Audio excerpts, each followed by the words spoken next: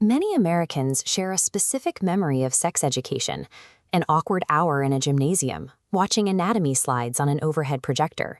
But the reality for young adults is far more demanding. Navigating puberty, relationships, and healthcare requires a depth of information that rarely fits into a single brief lecture. The program begins with the physical and emotional mechanics of puberty, covering menstruation, erections, and the biological process of pregnancy. These programs also cover a wide range of contraceptive options, including the efficacy of abstinence and the use of barrier methods. This chart compares methods based on their success rates.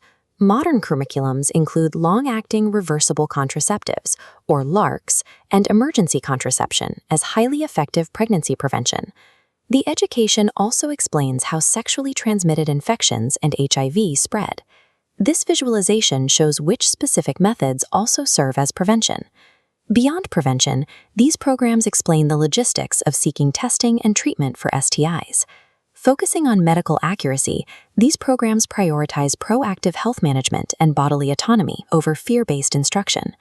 Modern sex education has expanded to include socio-emotional health, centered on the concept of consent. This flowchart illustrates the modern standard of consent.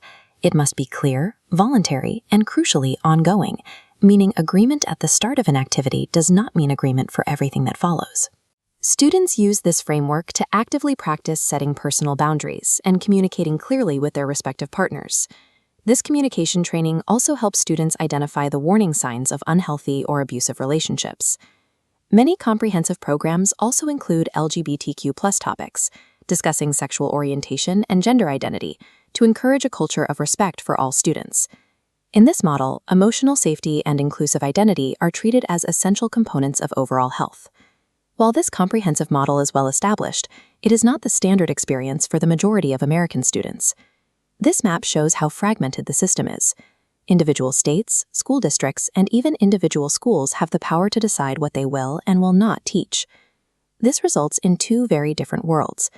Some schools provide the full range of health information, while others are restricted to programs that emphasize abstinence only.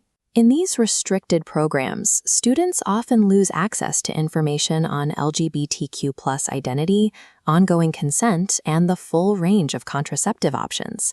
This localized control creates systemic inequality, where the quality of a student's health education is determined by the specific policies of their town. Students are left to make high-stakes personal decisions based solely on the educational boundaries set by their local community. Without a unified standard, American sex education remains a lottery, offering a full set of health resources to some while leaving others without the information they need to protect themselves.